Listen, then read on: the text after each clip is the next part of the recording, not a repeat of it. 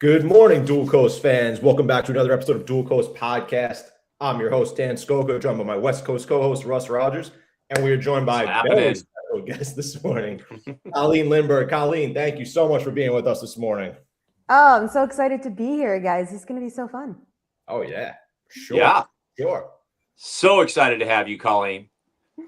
Yeah. You know what people don't know is that this month of February is all about the women. Yeah. Love it. Right here on Dual Coast. Right here on DC. Every one of our guests are women. That's and correct. so I'm excited because we get to launch with you. This is amazing. I'm so excited. I think You're kicking it off. I'm kicking it off. Let's go. Yeah. You know, I mean, all throughout last year, we had women, periodically, mixed in and everything. And it just really depends on who's available, when we can make this happen, But it seems like in the latter part of the year, we had a lot more than we did in the first half of 2025. And the start of this year, there's a lot of women that are going to be on Dual Coasts. And so we're thrilled that you're on the show today. And I have to say this, in your bio, I want to just read the last little clip about Colleen. Colleen isn't just a mentor. She is a frequency, a vision keeper. I love that. And I think if anybody was to get on the line with Colleen, frequency is something that really resonates with you. And it resonates with you probably more so than I can even imagine, right? So why don't you just take a moment and let's kick off our Dual Coast podcast today with that statement that I just read right there in your bio, and tell us what those little lines right there mean from you. Yeah. It's so interesting. I think over the years, so most of you guys have never heard a pathway of mine, but I've been an entrepreneur for 17 years. And one of the key elements of the whole pathway and journey for me always was my attitude and how I showed up in rooms. So now granted, I live in Costa Rica now. So back in the day, I used to wear high heels and bright lipstick, and they'd be bright, right? So I could be in all black, and all of a sudden there'll be this pop of red color on my feet, and people would be like, who is this chick? And they wouldn't know who I was when I'd walk in the door, but something would draw them to want to talk to me. And whether that was my heart energy, or that was my big energy, or that was the shoes, it was always the thing. And as I moved to Costa Rica, I actually brought 10 pairs of high heels here. And everyone was like, what do you mean you're bringing high heels to Costa Rica? And I was like, guys, you don't understand. This is who I am. I need them here. Now they're rotting in the closet, literally from falling apart because of the humidity. And it's just so interesting, the whole path. I think I've worn each pair once since I've lived here 3.5 years. And it's changed. So now the energy and what I hold is just, you'll feel it in my content. You'll see it through here. You'll just feel that there's a vibe, and you'll be like, I don't know about this chick, but she's there's something about her. And everyone has an energetic coding. So the more we lean into our authenticity, the more we fire that energetic coding, and we just are. One of the guys that I always go to the restaurant where he bartends, he says to me, you just walk in here all the time, and it's this positive wave just moves through you, even though I'm not even doing anything. It's just all of a sudden, Colleen's here. And it's I've really understood and honed in on that energy over the years. And it's almost like a superpower, let's just call it. But it's not. Yeah. It's just who I am. I don't have to turn it on or turn it off or do anything with it. I just have to be myself. And that's the frequency all of us get to hold. But most of us are trying to become other things instead of actually owning who we truly are. So yeah. Well, some of the posts that I've seen, you're out in, in the wild, you're in rivers, I just, high heels just don't resonate with that frequency. Well, I did a shoot once on the ocean, and I brought my high heels with me, and I literally put them on, and I kept sinking into the sand. And some of the best photos are me trying to stand in high heels, and I'm wearing a suit jacket with a bikini. And it's just because it was for a multi-dimensional kind of energy work, right? Stuff like that. And it was I was laughing so hard at myself, trying to hold an identity of who I used to be in the new identity of who I truly am. It's if you look at it, you could see the dimensions of the photo, but I bring them to North America only. So when I go to North America, I pack one pair, and that's it. That's it. We're done. The one that's not the one that hasn't molded yet. Yes, it's true. It's really funny. I have this pink pair of boots that I got one of my girlfriends. My mom sent it to one of my girlfriends in the US when we were meeting up last year, and I had her take them home because I was like, do not let me take these, because these are like these precious pink boots. And I was in New York earlier on in January, and she actually sent them to the hotel there so I could wear them at this event I was going to. It's like I stash my shoes across North America for when I need them. A whole bunch. Oh, that's hilarious. Yeah, that's funny. Yeah. Wow, awesome. Colleen, out of sheer curiosity, what made you pick Costa Rica? It came as an intuitive hit. So like, this is how I do my life. So it's almost like God talks to me, and I woke up one morning and it was like, you're going to Costa Rica. And I was like, okay, when am I leaving? Like literally, this is like the beginning parts of 2022. Wow. And by the fall of 2022, I was here with 3 duffel bags. I'd sold everything and moved to a country that I'd never even been to before. And I knew no one. And I didn't even come to visit first. I literally just got on a plane and was like, I'm going to figure it out. And I did. And that's how I kind of lead my life, like through the whispers and the intuitive hit side. And some of us, well, all of us hear it, but we don't action it, or we don't believe it, or we're thinking that it's something different. And I just keep listening. And that's how I got here. And that's why I'm still here, because it's like, it's still time for you to stay. I'm like, okay. So just wake up every day playing the game. That's awesome. That's amazing. Yeah. We know that, we know you're in Costa Rica. We know you don't wear shoes. But let's talk about the life in heels. Let's talk about a little bit about your past to get in your journey of where you are now. So tell us a little bit about, the heel life. Yeah. So when I started entrepreneurship, I started as a very pragmatic business consulting coach. So I would walk into companies, help them with growth strategies, processing, hiring people, leadership development, culture management. And that served me for a good 10 years in the space of everything. So, imagine going to meetings, dressing up, there was a part probably around year 8 that I just started owning who I was, instead of like the nylons and all the other BS that you think you need to wear when you do like corporate work. And I started wearing like ripped jeans and t-shirts under like a dress jacket and brilliantly beautiful high heels. And it like literally triggered some of my girlfriends who were like, you can't wear that to your corporate meeting. And I was like, no, I actually can. And they're like, but they're going to judge you and all these things in the space of that. And I was like, yeah, until I open up my mouth. And then they're going to be like, this chick knows what's going on, right? In the space of that. And so I held a certain regard. Like I started making $10,000 months back in 2015 in the business. And it was like I rode that wave for a while. Things were easy. Like success came easily for me because I was always just in it, in the space of that. Clients were getting results. Things were happening. They would refer people. And it was very, though, pragmatic work. And even though I was really good at it, it always just kind of landed flat. I'd wake up in the morning and it wasn't like I was like, yay for the day. Like it was like, okay, we got to go to that client and move some stuff through and all the things. And then like a lot of people, when 2020 happened, it's like some of us started to reevaluate our life. And it was like God said to me one morning, it's time. And I was like, time for what? Like, it's time for you to actually start to do the work you're meant to do in the world. And I was like, what do you mean? Like, I'm doing this stuff over here. Like, people are getting the things and I'm having success and, all the stuff that we keep saying to ourselves. And it's like, no, but it's time for the connected work.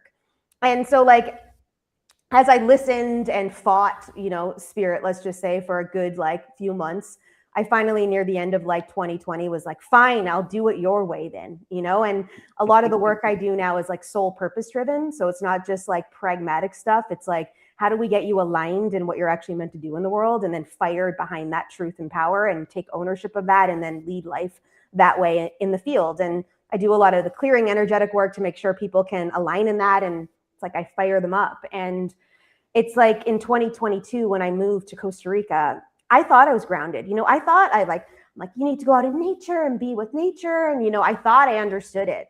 And it was almost like I got cracked wide open about what it's like to be a human in the world instead of doing the being of a human that I was doing technically in North America. Because if you guys think about it, like we run meeting to meeting, we're doing stuff, we're checking the boxes, we're doing all the things, we're going to the gym, we're doing the workouts, we're eating the stuff we need to eat, we're meeting the family, and it's like this rolling thing. And not that there's anything bad, quote unquote, about that.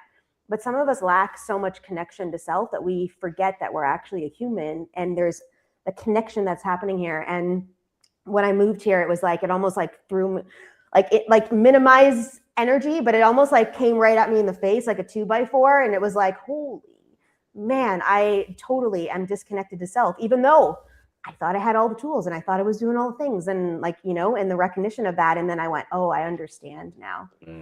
It was actually a really like the coolest part of the journey was when I walked out of my house one day, and my neighbor, who is a Tika, so that's like the name of the people that are native to the land, Ticos and Tikas, they were born here.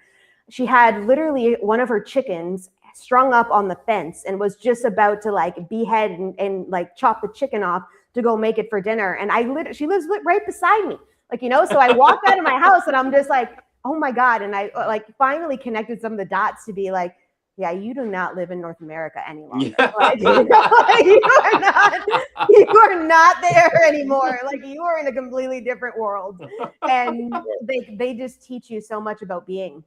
One of my guy friends who moved here said to me one day, like, his workers on the property, he would talk to them and they would stop working every time that he would talk to him to communicate and to be present in that relationship. And then they would start working again when you were done talking. So he's like, I tried to not interrupt him so that he could keep working, but sometimes I just needed to ask him some questions. And it's like, if you think about that, like present moments of time, like how often are we actually really, truly present with people in our world?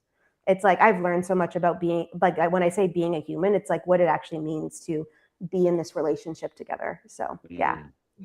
So there's the kind of journey, sort of. Yeah. That's amazing. Amazing. Colleen, a lot of your posts talk about major transformation shifts and shifts happening internally. What's a sign somebody's in the middle of that shift when they might not even realize it? Yeah, well, we can take this in different dimensions, because it's like sometimes we're in the middle of transformation and we don't know, and all this stuff is going kind of wrong in our life. Like we're struggling, or there's a ton of chaos, or we're like under it. It's like we just can't seem to get this grip moving through. And that is actually what we call like an upgrade in the energetic field. It's like we're actually becoming or remembering who we truly are, but our natural human is resisting that work. So therefore we're creating this resistance in that transformation field. So that could be one of the key dynamics. If someone's just like brand new to this personal development conversation, I know you guys talk about it a lot. I've heard some of your past episodes in different kinds of ways, you know, of like choice and belief and moving through and all of some of the dynamics of that. It's like when we recognize that if we're in chaos or struggle or lack or doubt or any of these juicy emotions that run through what I call the 3D mechanism, like the earth plane, something's off, which means that we are either resisting our next moves, we're resisting the space that is actually being called into us, or we've outgrown that space, you know, like we're trying to stay with these relationships, or we're trying to stay in this job, or all the dynamics that we're pushing up against, trying to make something happen. You're being called into more alignment, more juicier things in your world, like actual deeper rooted connection. And that is one of the aspects of transformation that I'm finding like is happening right now, that people are kind of resisting that space, or we're on the wave is what I call it. It's like we're on the top and it's like things are going great and we're moving through this space. And then all of a sudden, like something transpires and we're coming up against our next level. And it's like, okay, it's time for the upgrade. It's time for us to shift habits. It's time for us to maneuver that forward. It's time for us to launch that new offer. It's time for us to, you know, I don't know, get a new podcast, like host episode, guest coming on that's going to amplify the version of us that we desire to kind of lean into. And so, yeah, I don't know if that answers your question, but yeah. Okay. Counter question to what you just said. What else you got to say about that, Dan? I got nothing left. Let's end it here. Do you feel like a lot of people resist that version of themselves? Yeah, absolutely. Because I really believe that we grew up in societies that teach us to stay within an infrastructure of a box. So if you think about the school system alone, you go to school, you have to get there at a certain time, you can leave at a certain time, you have to follow the rules, you have to do your homework, you have to be this kind of student, and then they're framing it for us to go out into the world and be really good employees, which is amazing for some people because that serves who they are as a human. Like they want to be an employee. Not everyone's going to be entrepreneurs. But if you think about this in the space of, that's the conditioning that we have in this box. Transformation is asking us to step up into our authentic self and lead through that frequency in the world, which doesn't fit in a box. So we are always pushing up against the edges of the box because none of us should be in them in the first place. So we are resisting it because our conditioning says you stay in the box. That's the programming, where our soul, our heart, our energy, like the actual truth of who we are, is saying we don't play in boxes. So, and it's not tangible. And that's the part that we can't fathom as humans, is like, we're always looking for, like, do the research and then you get the answers and then you take action. That's how we've been conditioned. Spirituality or energetics or actual soul connection says, just take action first and you'll get the answers later. And most of us can't fathom that in our brain, to be able to be like, oh, I just don't understand how to make this move, or why am I shifting this? Or I don't know, I just have this gut feeling that I have to resign or say this to someone or leave this relationship, and I don't know why. And that's the trusting aspect of the space of the transformational piece. And most of us don't want to step in because we don't have the answers. We don't know why we're doing the work. None of the T's are crossed or I's are dotted. Like, why did Colleen move to Costa Rica? At the time, I had no idea why I was actually moving here. I could have given you all these other answers, and you could have been like, oh my God, Costa Rica is such a vibe. It's like, you know, all the things that you see. You get to play with the iguanas every day, and the monkeys hang on the trees, and like, you know, all that stuff. And it would be like superficial almost. Yeah, that happens. But the depthful work I had to do in order to step up into the version of me that I truly am couldn't have happened, or maybe it could have, anywhere else in that moment of time. And I needed to trust that I didn't have the answers. I really didn't. I had no idea why I was coming here. I just was like, I'm going to follow the cue. And so transformation requires some of this trusting, because we're called to let go. We don't know why certain things. We're called to launch in certain ways. It doesn't make sense to the patterns or conditioning we were taught in our business school etiquette, you know, and it's like, there's tons of resistance there. Tons. Yeah.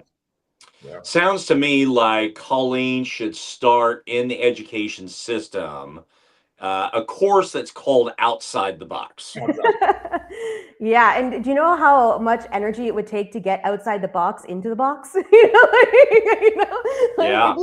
Like, I'm like, I don't know if I want to trailblaze there. I would rather go around igniting all the lights in the world around the box, and then all of us together can just dismantle the box. Yeah. Take it out. Yeah, you know, because you know, when I think about, like, you know, high school courses, college courses, you know, I don't remember, you know, a lot, but in terms of my elementary classes, right? But you know what? The one teachers that really come to mind while you were talking, and I was going back, who really resonated with me in all of my years. Yeah. And there are three that still stand out right now. When I go back to elementary, I go back to high school, and I go to college, they were all three men, but all of them spoke outside the box. Right. And some of those things that I recall really spoke on creativity. And one of them in college really gave some applicable things for us to take into life, right? Yep. It wasn't geometry. It wasn't English. It was, I mean, those are all important, but this is life. And even in third grade, Mr. King, right? Yep. Creativity in the third grade. And so when I think about outside the box or being in the box, those are, you know, there are three that come to my mind that spoke outside the box in my early years and all the way through college, and how important that is in life. Yeah. Yeah. Right. Yeah. Well, and Dan, I'm sure you probably can remember some too. Like in grade 2, I convinced my teacher to let me every afternoon go play in the kindergarten room. And then in grade 3, I told my grade 3 teacher that my grade 2 teacher let me. So he let me too. And then in grade 4, I like this pattern. They stopped me in grade 5. But for like those 3 years, every afternoon I'd go down to the kindergarten room and I'd hang out in the kindergarten room all afternoon.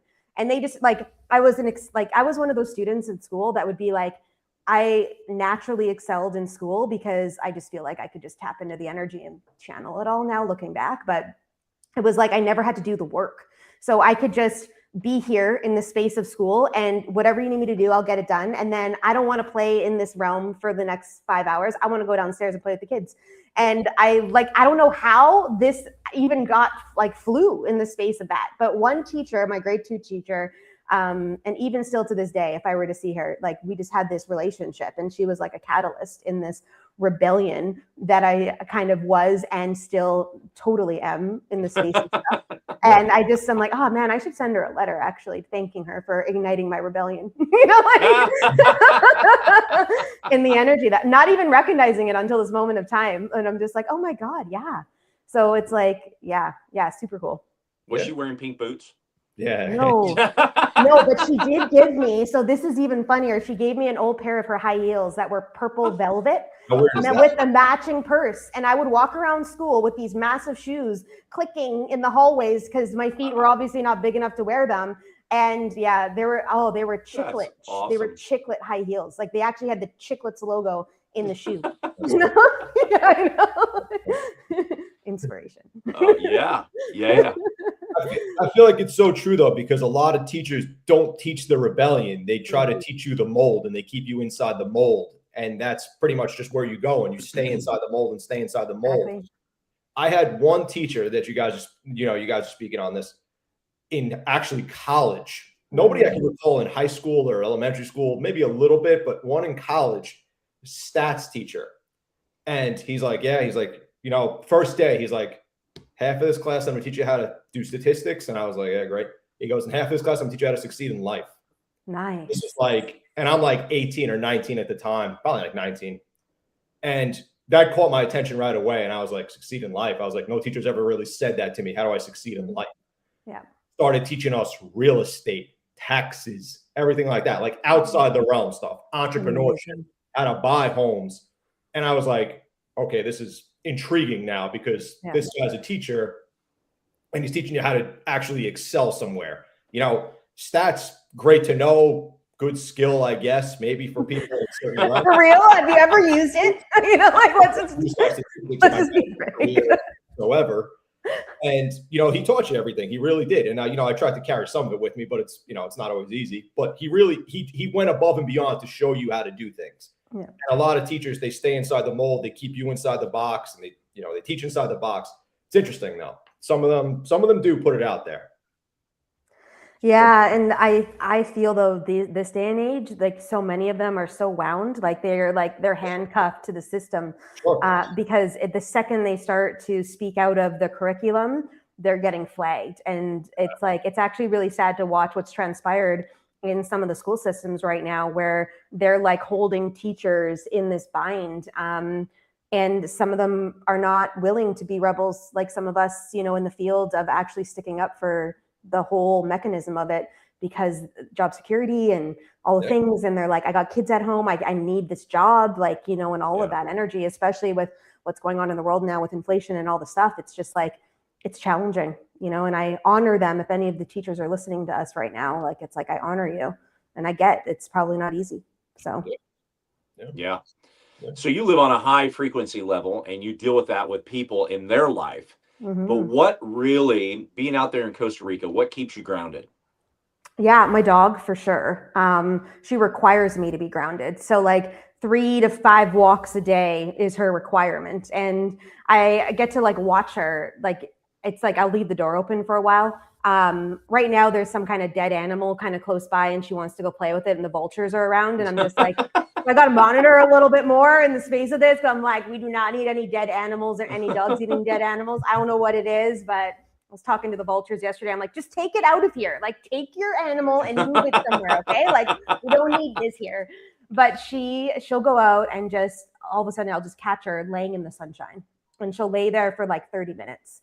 And I just really I get so inspired by animals, because it's they teach us how to be. I'm going to sleep. I'm going to lay in the sun. I'm going to eat. We're going to go for a walk. We're going to play for a while. We're going to have some fun. I take her to the beach every day. So we go walk the beach, and I throw sticks, and the way she swims in the ocean is the most amazing thing. She'll this small little wave will come, and she'll jump over the wave, and she's tiny. She's maybe 2 feet high. She's not big, like a big dog at all. And it's just so cool to witness. And so Grounding for me means being present in your life. So I don't take my phone when we go on walks. I don't take my phone to the beach. Like I am just rooted in the space of that moment with her, paying attention, watching the trees. Like you obviously too, I live on a mountain that doesn't really have paved roads. Okay. So that's like not really a thing here. So you have to pay attention to where you're walking because nothing is smooth and it's all rock formation in some way, shape or form. So crushed rock on the roads, like that's just how it works in the space of everything, especially because all the rain we get, it helps with all the moisture. But it's like you have to be present in your life to live here or you are in some challenges and you will come up against some stuff. Like one of my girlfriends was coming down for a while and she was going to watch the dog while I went to North America. And I said to her, look, I need you to really understand because she's not grounded a lot. And I said, you cannot touch your phone if you're driving in this country. Because animals come out of nowhere. There's like none of the streets are straight. Everyone's doing stuff. The driving here is insane. Like people just like there's no like turning lanes and there's no like you shouldn't pass here. It's like they're passing and they have a blind spot coming around the mountaintop. Like they don't care. So they like and it's like you can't like you come into some stuff if you're not present in your body living here. So it's like that's the moments of like how can I just make sure that I be in the world when I'm being in the world? So, yeah.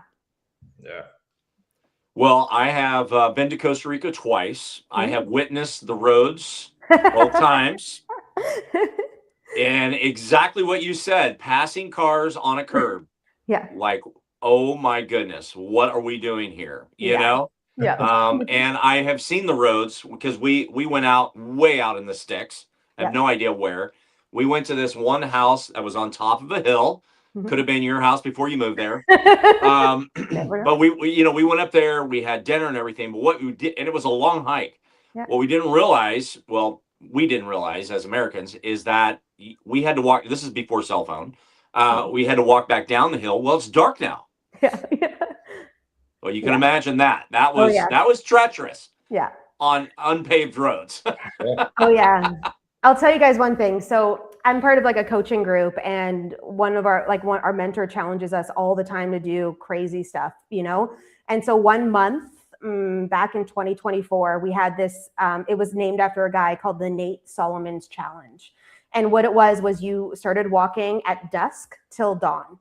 So for 12 hours, you walked in the middle of the night, no phones, no music, nothing, just you and your thoughts. And so because I'm a rebel, and because I like to challenge myself this way, I decided to do that. Now, I live in Costa Rica. At the time I was living in a town that was a little bit more rooted, but theft is a big thing here, okay? Like it really is. That's like a truth in the space of it all. People know this country for that. It's like you don't leave your stuff on the beach and everything. And I say this with respect, a white girl in the middle of Costa Rica in a really rooted Tico town, it's not usually safe. When I told my Spanish teacher after the fact that I did this, he's like, what? But what I did was I carried my machete on my back. So I had a weapon in case I knew something was going to happen. But also too, it's pitch black. So I had my headlamp, but there's no street lights. And the jungle comes alive at night, right? So it's like, I understand that mechanism. I made it the whole night. It was like 4:30, the sun started coming up. And by 5:30, it actually came up over the mountain and I could close out the night. There was only one time, I guess twice, that I met a really hammered guy and he's like, let me walk you home. And I was like, no, you keep walking that way. And I was fine like that. But I saw a car slow down and then back up. And then I kind of turned a bit so he could see that I was wearing my machete. And then they just took off after that. So it was so I didn't have any challenges that way, but I get that space of being in the dark here in Costa Rica. And some of my girlfriends were like, I want to do that again. I was like, I never want to do this ever again. Okay, let's just put that on the field. I got a check mark for this. We're done. It was a bit intense. Do you carry your machete when you walk around in Long Island? Yeah, all the time. Back pocket. Do you even own a machete? Let's actually ask. That's the real question. I know. I own a machete. I'm going to be honest with you guys. Squirrels out here, Russ, they get violent. Yeah. A steak knife. That's about what you have. Exactly. The raccoons and the squirrels, they get violent at night here. You got to be careful. Let's just be real. I've never owned a machete before this country. Okay, just want to make sure I say that out loud. That's so funny. Colleen, a lot of your content and what you speak about, it has a big theme of expansion. What would you say is the scariest part of growth for most people? And how do you coach someone through the moment when they want to quit? Yeah, so this happens often. It's like we come up to what I call the edge. You know, we're on the edge of the cliff and we can see the life we're meant to live over there, right? You can see the impact, the house, the people you're meant to inspire, like it's like over there. And we've got to take the step in order to get off the edge to get to the house. Like that's kind of the mechanism of this. We have to jump in the space of that. And I think the biggest fear is leaving parts of our life that we deem safe to actually move into expansion, because expansion requires us to make bold moves, to invest in ourselves, whether that's in different programs, mentorship, in different audios and different spaces.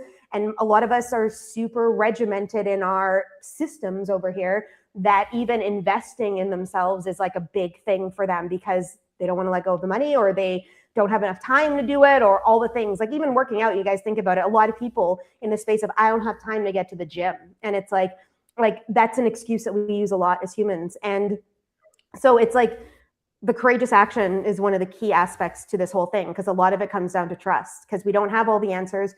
We don't know exactly how we're going to move it through. We're worried about what our parents are going to think or our friends are going to think or all that. Like, I can't post that online. Like, what if my girlfriend from grade 2 has something to say about it? And then in my mind, I'm like, who the F cares? Yeah. You know, like, this is your mission. Like, this is what you're meant to do in the world. And you're worried about this friend who probably isn't going to be your friend any longer in the space of your actual movement and growth forward, because they can't meet your energy. They aren't in the same value system, have never been. But at a certain time in your life, it worked in the space of that awareness, especially in grade 2. Like, you know, our values were, let's just play. And now it's like, I want to play and I want to impact the world.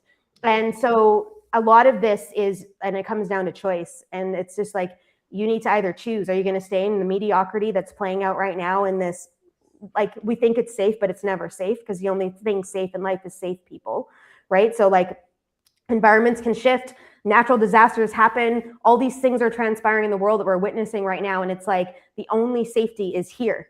It's right here. And it's like, how do I show up in this space, in this movement forward?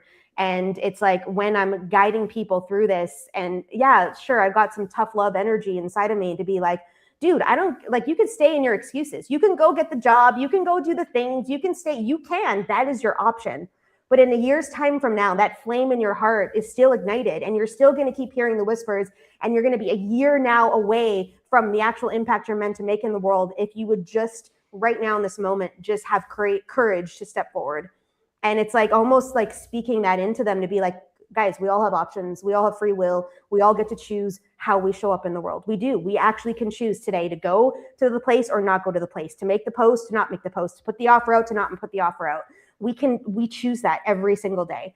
And so every day you get to choose. Am I staying in this smallness, in this mediocrity, or what I call the kiddie pool? Or am I actually going to live the life I'm meant to live in the impact I'm meant to make over here, making bolder moves, having courage, speaking truth, moving through my power, and changing the lives of the humans that you're meant to connect with? And it's like, when you weigh that out, it's kind of like, oh, you know, I'm not swearing on purpose. If you guys follow me enough, like, you'll see I swear in everything else I do. But I'm like, I'm kind of tight-lipped today. But normally I would add in a couple of aspects into there to just kind of emphasize my point. Okay. Okay. Makes it powerful. Wasn't sure. I forgot to ask before we hit record, because sometimes I'm like, but it's like, you get to choose that. And that's the truth of it. It's like, you can stay in this system, keep fucking cycling all the day long that you want to keep fucking cycling. But you get that choice. And every day you got to keep making it for yourself until it becomes the new habit. Yeah. That's so true. I just something you just said though. People are so scared about the posting. I just want to bring that up real quick.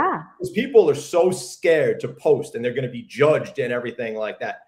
And like, you listen to like Alex Hermosi and people of that, you know, entrepreneurs, and they're just like, just put it out there. Who cares what the hell anybody thinks? Like Gary Vee, he's like, people are going to judge you no matter what. He's like, just post. He's like, it doesn't matter what they say, what they think. Who cares? You have to embarrass yourself a little bit to try to excel somewhere. You know, you have to put yourself out there a bit. And like Hermosi says that stuff all the time. You got to be willing to just put yourself out there and see what happens. And it's so true, because people are so scared of what everybody else thinks. Like I'm gonna make this post and people are gonna make, judge me and people are gonna make comments, this and that. Who the hell cares? Yeah. That's kind of like the mentality you kind of have to have. Oh, huge. Well, Wexler talks about that. He talks about FOPO, right? Fear of people's opinions. Fear of people's opinions. Oh, yeah. Right. Yeah, it's so true, because I think that's one of the number one things that kind of restrict people from doing the things they want to do, because everybody's like, oh, people are going to think I'm crazy if I do this, if I make this move, or I make this jump to another position, or I want to start this business, or I want to start a podcast. You're gonna take some flack. It's gonna happen.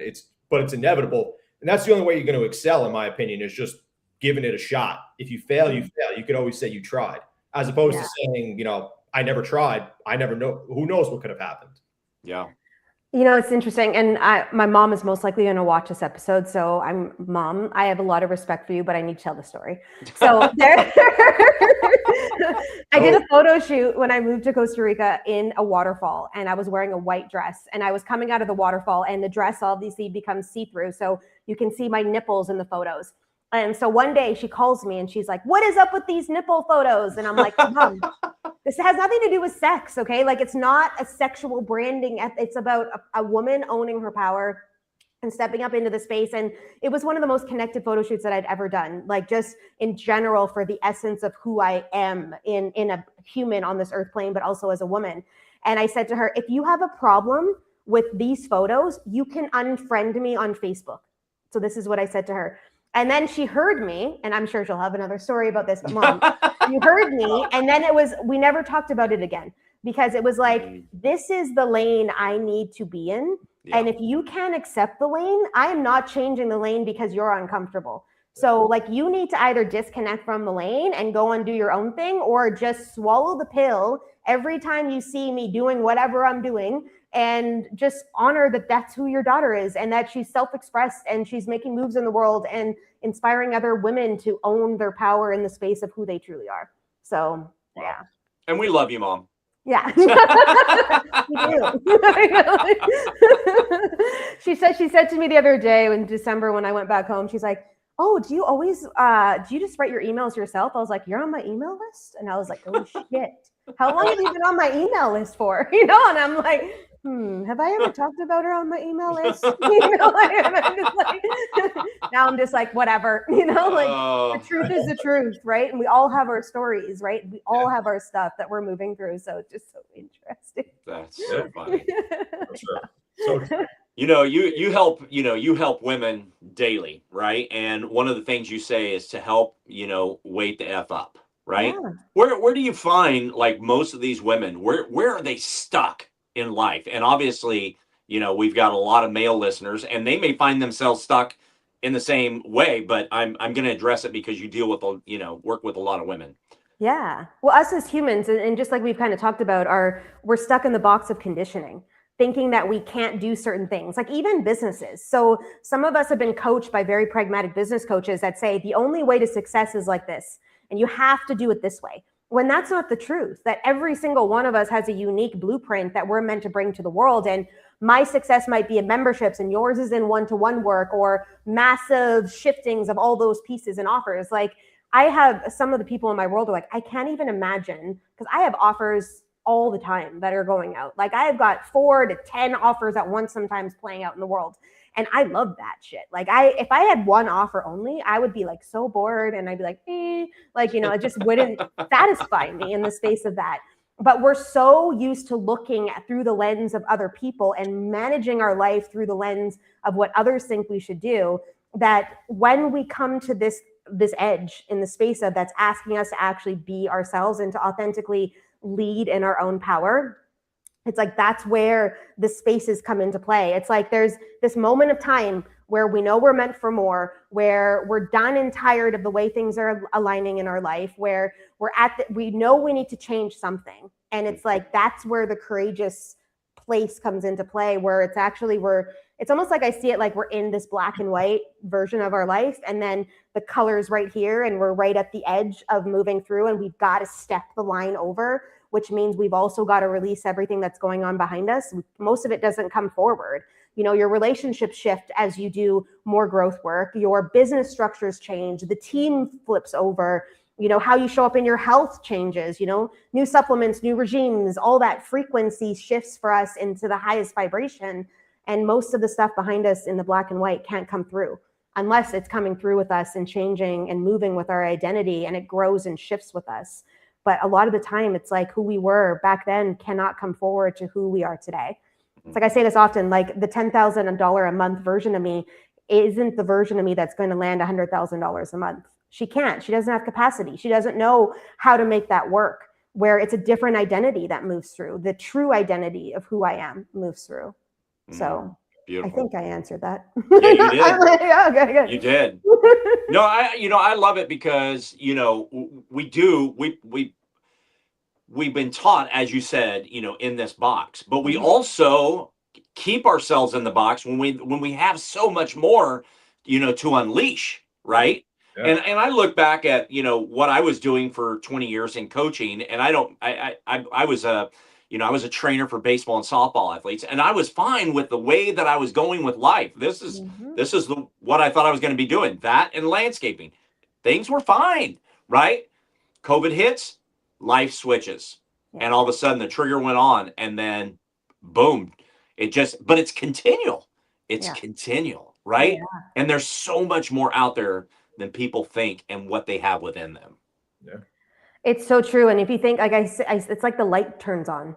So, yes. Right. So when the light turns on, now you can't turn it off. So now all of a sudden you're seeing all these possibilities and you're meeting these cool people that are expanding you now more. But it took you that moment of time to step out of the darkness and into the light and to turn the light on. And that took courage. That took you releasing versions of you. That took you changing something. That took you picking up the book. That took you making the call or investing in the program that brought in a whole new layer of awareness.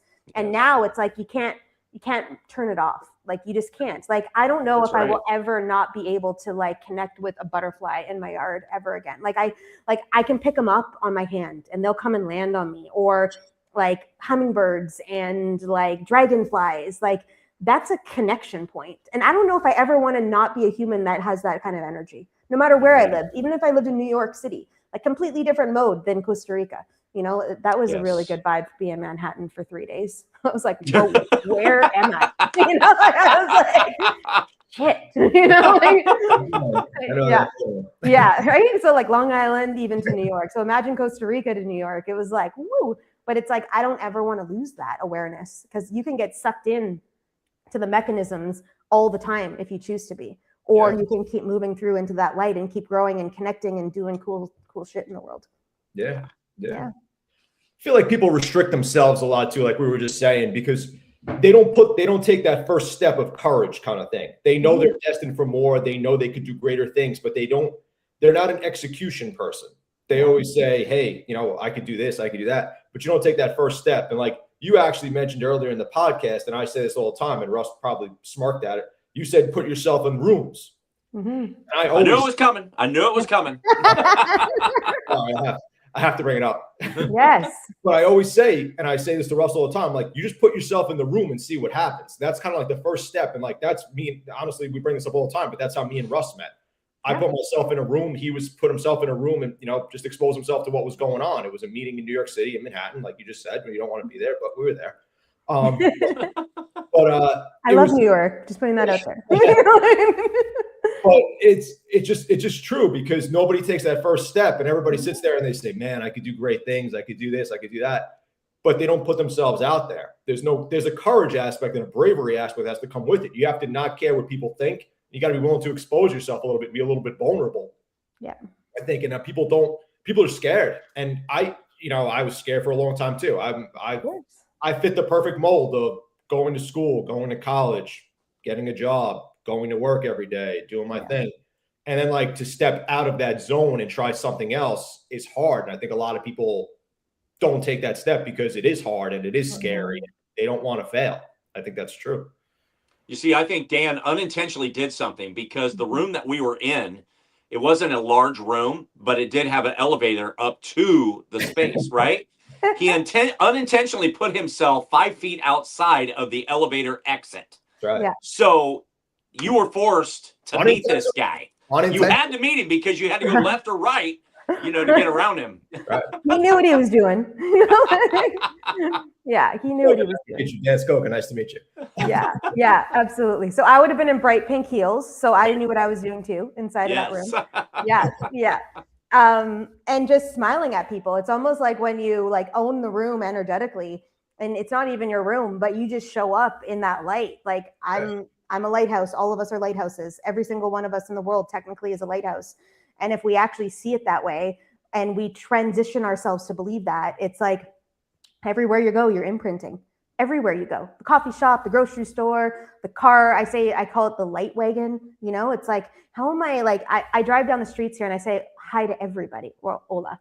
Every single person that I'm like, hola, ¿cómo estás? Buenos dias. Like, it's just like, and I'm learning Spanish, so let's just put that out there. But it's like, what if the world was like that? What if we just showed up that way every single day? And it's like, we do it in rooms, we connect in rooms, we invest in ourselves to go to the rooms. We don't know who's there. It's scary to get on the plane to do the things. Like, it takes me a long time to get to North America. I don't know why, but it's like a lot. It's a day of travel. Like, it took me, I left my house at 7 a.m. on that Friday morning to get to New York. I landed in my hotel at midnight.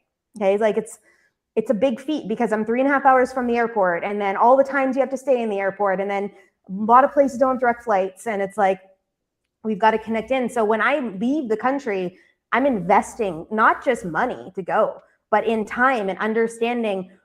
I went to New York for a mastermind. It's like, did I have to be in New York on that Saturday for a mastermind? No, I didn't. But guess what?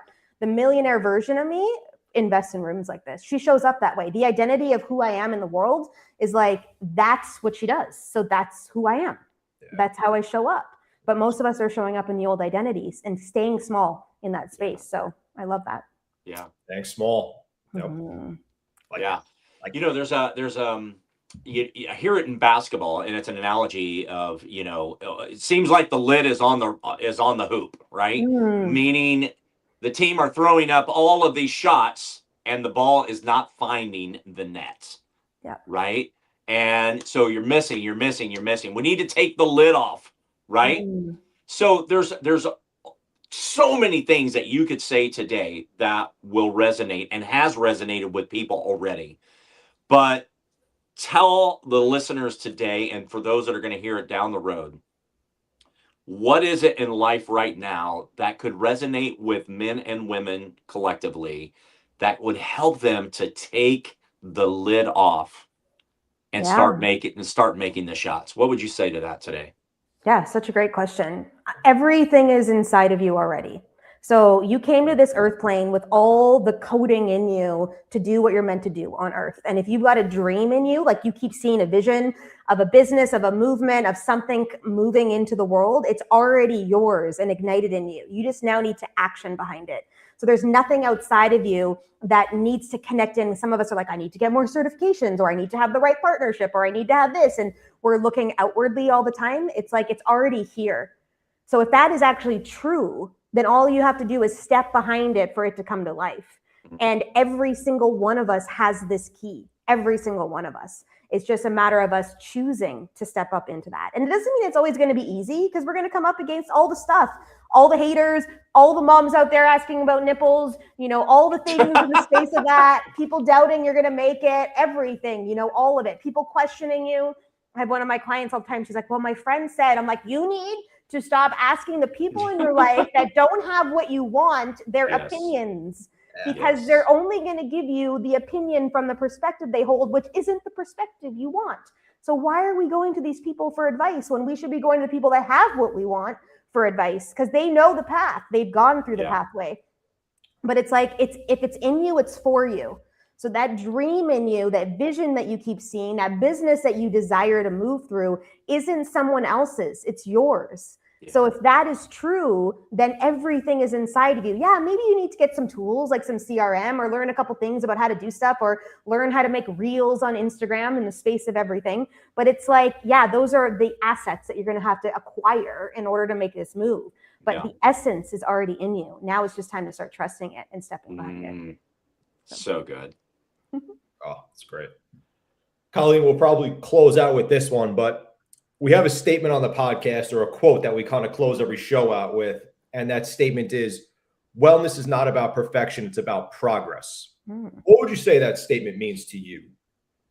Yeah, so I went to this retreat back in 2017, and the guy leading the retreat said, it's not about 100% change. It's about every single day, 1% movements forward. And now, I'm kind of like a gutsy girl. Like, I'd rather bet it all in. I'd rather go like 25% change in a day. But if you think about normal humanity, like 1% is a lot. So if you're making moves every day in that 1% of making shifts in your life, then you're on top of the shift. Because over time, I read this book once called The Slight Edge by Jeff Olson. And it's like the dissonance between what we want and where we are in life, it wasn't created just one time. It was created by these small habits that we take every single day, right? So it's like, we want this, but our habits are taking us this way. And every time we embark on that habit every day, we keep veering off. So it's like, if we can stay true in that 1% movement every single day of change and aspects of our life, over time, we're going to be way farther along than we think. So it's like sometimes that chewing off and taking a bite off, like I can handle a lot of change. And yeah, sometimes I fall off the wagon, okay? Like, let's just be real, I'm a human. But it's like, if I just stayed consistent every day to the things I'm committed into that are taking me to where I need to go, it's like, it's game over. So.